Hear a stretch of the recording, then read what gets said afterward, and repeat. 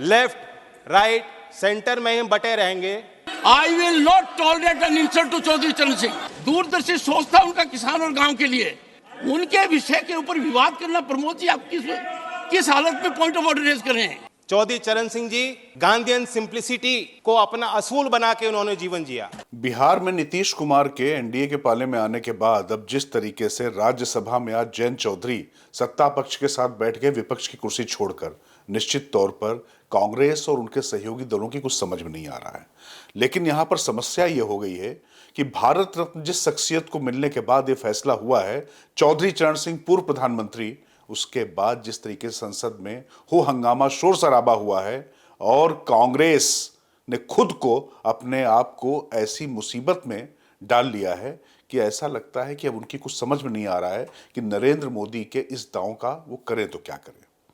आज राज्यसभा में जो हुआ उसको आपको देखना और समझना जरूरी है।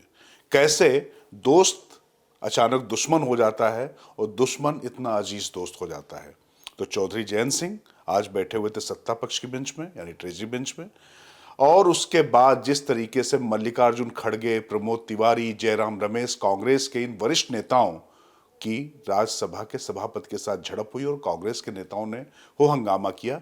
पहले जरा देख लेते हैं जयंत चौधरी ने क्या कहा, उसके बाद कैसे मल्लिकार्जुन खड़गे के साथ में संवाद हुआ।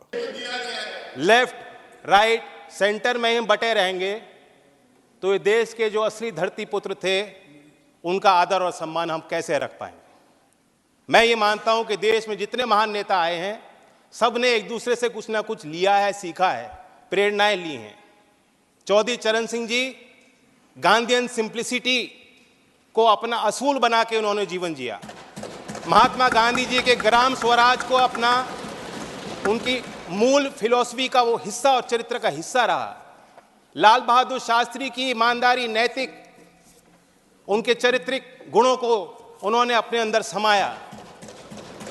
इस सदन के माननीय सदस्य पूर्व प्रधानमंत्री एच.डी. देवेगौड़ा, जैसे इनकी राजनीतिक पहचान खेती और किसानी से जुड़ी हुई है, उसी प्रकार से चौधरी चरण सिंह जी की पहचान भी खेती और किसानी और कामगार से जुड़ी हुई है।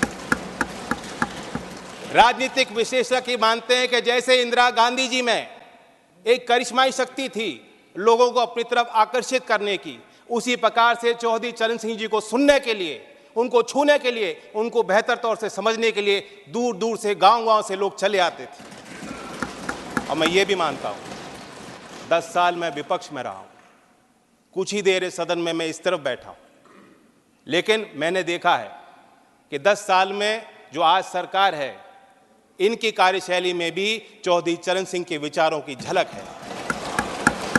जब आदरणीय प्रधानमंत्री जी ग्रामीण क्षेत्र में शौच की दुर्व्यवस्थाओं पर प्रकाश डालते हैं, जब महिला सशक्तिकरण को अपना प्लेटफॉर्म भारत सरकार बनाती है और गांव-गांव में जागृति पैदा करती है, तो मुझे उसमें चौधरी चरण सिंह जी की बोली याद आती है। तो जयंत चौधरी बोल रहे थे। जयंत चौधरी के बोलने के बाद point of order Pramod Tiwari उठाते, उससे पहले कांग्रेस पार्टी के राष्ट्रीय अध्यक्ष मल्लिकार्जुन खड़े हो गए। उन्होंने नियम कानून की बात बताई तो राज्यसभा के सभापति ने जिस तरीके से जवाब दिया वो भी आप सुन लीजिए। That someone should appreciate Bharat Ratna to Chaudhary Charan Singh. The rule is in me. I have done it consistently. I read rule books. Don't use this language, sir. Don't use this language. I don't want to create a bell. Don't use this language. No. I will not tolerate an insult to Chaudhary Charan Singh. I will not insult Chaudhary Charan Singh. Sir, sit down.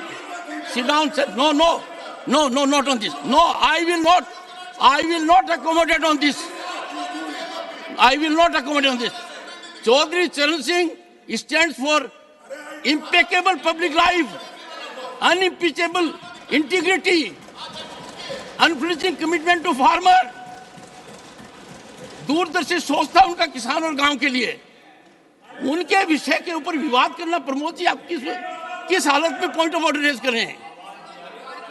नहीं, मुझे बताइए, इतना लंबा राजनीतिक जीवन आपका है, उत्तर प्रदेश से आप आते हैं, चौधरी चरण सिंह की कर्म भूमि उत्तर प्रदेश और पूरा भारत रहा है, उनको भारत रत्न मिला हो इस विषय पर इस सदन में मेरे यहां बैठे हुए इस प्रकार का वातावरण हो।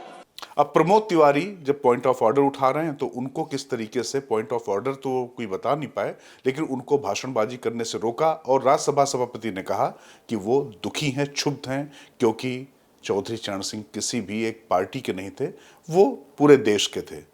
ये भी आप सुन लीजिए। सर आप अपना पॉइंट ऑफ ऑर्डर रेज कीजिए। I don't want any cover up. I have seen with my eyes, I have seen ruckus, chaos, shouting, sloganeering, condemnation, I have seen it with my eyes. मुझे अपनी बात तो कहने दें। आप point of order raise कीजिए, don't make a speech. Sir point of order. Sorry honourable members, short duration discussion. तो अब जरा सुनिए जयंत चौधरी ने किस तरीके से पूरी जो बाजी, उन्होंने तो सीटें पलटी लेकिन बाजी भी पलट दी। बाजी कैसे पलटी कि जो कल तक प्रधानमंत्री नरेंद्र मोदी या एनडीए की सरकार पर हमलावर होते थे, वो उल्टा कांग्रेस की तरफ हो गए और आज जयंत चौधरी ने कह दिया कि उन्हें प्रधानमंत्री नरेंद्र मोदी में चौधरी चरण सिंह का अक्ष दिखाई देता है। उन्होंने उनके गिनाए गए काम, चाहे महिलाओं के लिए शौचालय बनाना, सौर ऊर्जा की बात हो, या जिस तरीके से उन्होंने किसानों का सशक्तिकरण किया, तो उनमें उनको चौधरी चरण सिंह का अक्ष दिखाई देता, ये कह दिया। और इसके साथ ही चौधरी चरण सिंह के नाम पर जिस तरीके से भारत रत्न के नाम पर जो हंगामा हो रहा था, उस पर कांग्रेस के लोगों को उन्होंने खूब खरी खोटी सुनाई और उनको ही पूरी तरीके से पीछे डाल दिया। जरा इसको भी सुन लेते हैं। और मैं ये भी मानता हूं 10 साल मैं विपक्ष में रहा हूं, कुछ ही देर इस सदन में मैं इस तरफ बैठा हूं, लेकिन मैंने देखा है कि 10 साल में जो आज सरकार है, इनकी कार्यशैली में भी चौधरी चरण सिंह के विचारों की झलक है। जब आदरणीय प्रधानमंत्री जी ग्रामीण क्षेत्र में शौच की दुर्व्यवस्थाओं पर प्रकाश डालते हैं, जब महिला सशक्तिकरण को अपना प्लेटफॉर्म भारत सरकार बनाती है और गांव-गांव में जागृति पैदा करती है, तो मुझे उसमें चौधरी चरण सिंह जी की बोली याद आती है। तो सुना जयंत चौधरी क्या कह रहे हैं। जयंत चौधरी ने चौधरी चरण सिंह को किस तरीके से राष्ट्रीय फलक में महात्मा गांधी, इंदिरा गांधी, इवन जो देवगौड़ा जो बैठे हुए हैं वहां पर, उनके साथ में और तमाम नेताओं के साथ में जोड़कर ये बता दिया किसी दल विशेष के नेता नहीं थे।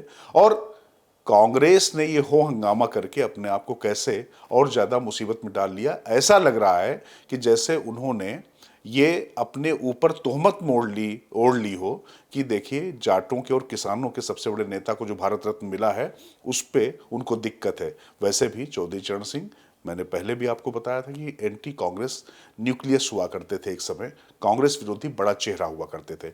इस हो हंगामे के बाद जयंत चौधरी के लिए और आसानी हो गई, अब वो और हमलावर होंगे। वैसे भी खास बात है कि औपचारिक तौर पर अभी जयंत चौधरी ने एनडीए में जाने का ऐलान नहीं किया, बस वो बैठ उस तरफ गए, लेकिन अब फैसला तो स्पष्ट है, कल ही उन्होंने कर दिया था कि अब मेरे पास बचा क्या है। अब आखिर में जरा देख लेते हैं कि समाजवादी पार्टी की क्या हालत है।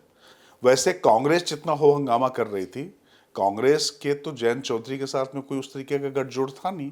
उनका जो भी गठजोड़ था वो समाजवादी पार्टी के साथ में था और अखिलेश यादव अपने आप को ठगा हुआ महसूस कर रहे हैं, क्योंकि समय समय पर वो जयंत चौधरी के साथ घूमते भी रहे। जयंत चौधरी को राज्यसभा भेजने में भी उन्होंने प्रमुख भूमिका निभाई, सब कुछ किया। हजूरे आला आज तक खामोश बैठे इसी गम में, हजूरे आला आज तक खामोश बैठे इसी गम में, महफिल लूट ले गया कोई जबकि सजाई हमने। कि कैसे महफिल उन्होंने सजाई, लूट कोई और ले गया और वो गम में खामोश बैठे। तो उनका ये ट्वीट है, ये उनका बयान है, ये जरा देखा जा सकता है। लेकिन एक बात तो तय है कि चौधरी जयंत को भाजपा ने अपने पाले में लाकर किसानों और जाटों की ये जो बड़ी एक जमात थी उसको इस तरीके से अपने पक्ष में ले लिया है कि ऐसा लगता है कि उत्तर प्रदेश में तो कोई चुनौती अब पश्चिमी उत्तर प्रदेश में खासतौर से नहीं बची है, लेकिन हरियाणा और राजस्थान पर भी इसका प्रभाव बड़ा होगा। लेकिन कांग्रेस ने जिस तरीके से इस मसले पर हो हल्ला किया है, निश्चित तौर पर उसको नुकसान होगा।